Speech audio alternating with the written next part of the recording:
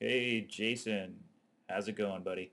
Uh, I like to do these video critiques, and I was doing some recording lately on my computer, and I changed some settings, and I recorded a bunch of these video critiques, and none of them had audio. So this is actually the third time I'm trying yours. I am clearly an idiot. Um, I also want to thank you for stopping by the forums and offering your support. I was feeling pretty lousy about my work, and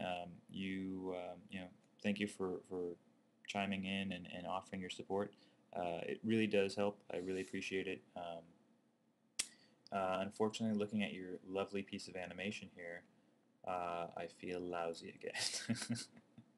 This is really great stuff. But I still have my little drawings that I made from previously. So let's get started. Um, First off, I just want to say this looks absolutely fantastic.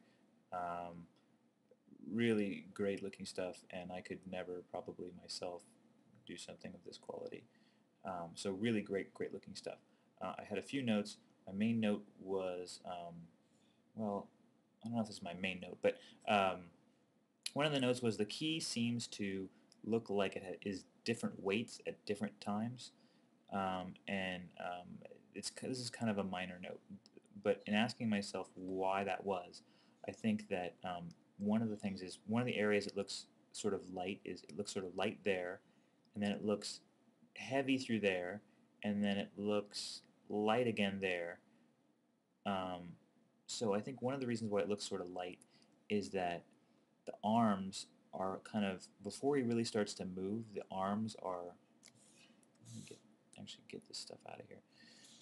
Um, the arms are kind of pulling the key, are kind of moving the key just by themselves. There's a little bit of body movement, but there's a lot of arm movement.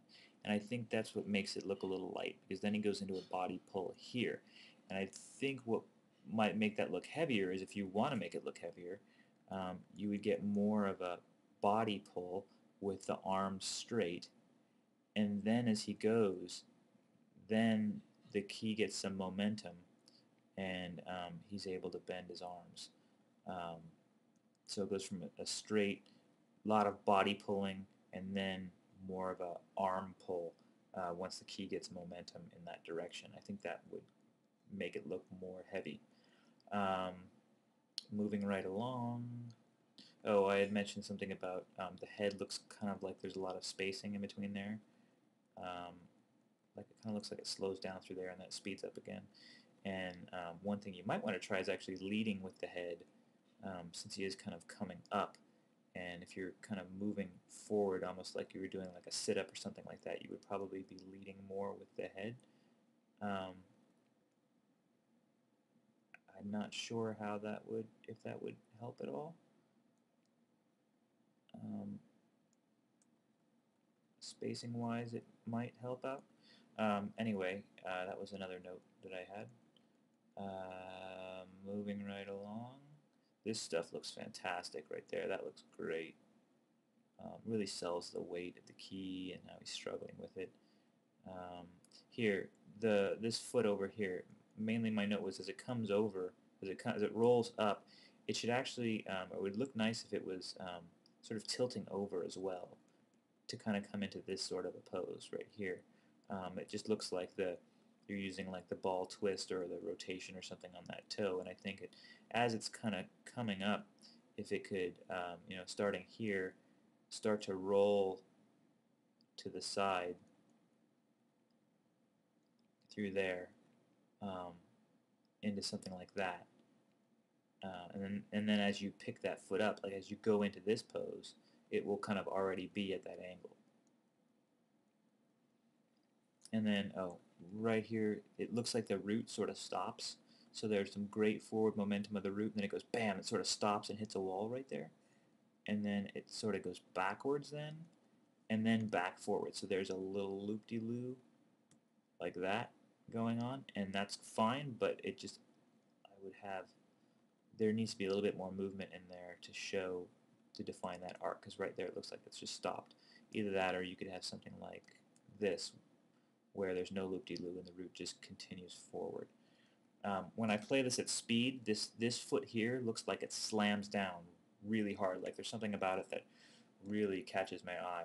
And I think that if it was a real hard slam down, there might need to be more weight over that foot. Um, bam. Um, but I think that, let me get rid of these drawings. There's a few things that you can do. Because right now, the thing that catches my eye mainly is when the foot hits the ground, it's flat already. And I think there's two things that you could do. You could either slam it down and have a little bit of foot roll on it, and then on the second frame, you can go down, bam, like that, and you could even maybe have a little toe drag on that as well. Or if you do, just for effect, want to have that foot get slammed down straight like that, I would definitely drag the toe, because that shows some residual action, that that foot was slammed down so hard that it's affecting other things. So either a little bit of toe roll, or excuse me, a little bit of foot roll and then slam it down, or slam it down straight but have a definite toe drag. I think that would make that look really nice. Okay, now going into, I got really excited about this. Next note, the first time I did it, and then the second time I did it, I was still excited, but then I sort of forgot what I did, and so hopefully I'll be able to explain it this time better. There's some really great poses right here. Like, okay, so there's a really great pose action in the back. Let me get rid of this because that's the only way I'm going to be able to explain this.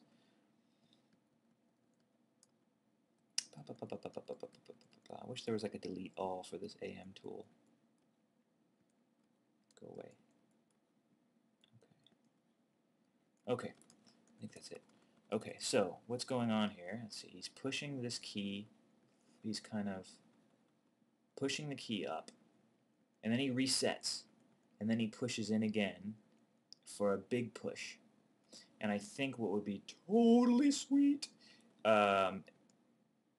you've got this great pose right there. I love that pose, right?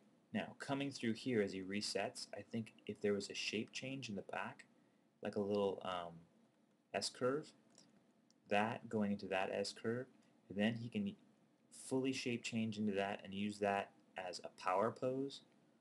He's using that power of that shape change of his back to push in, right? Pushing in, pushing in, pushing in, which translates into more of this shape change, this reversal right here, right? And then as he flows out of that, it would be nice to have an S-curve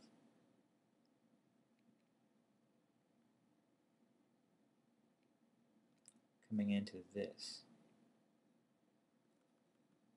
It would just flow out of that, because right now he kind of pops out of that pose. And I think if you S-curved it a little bit, like that, I think that would be the right S-curve. I think that would look sweet. But mainly, my main thing that I got all excited about was this one right here on the reset.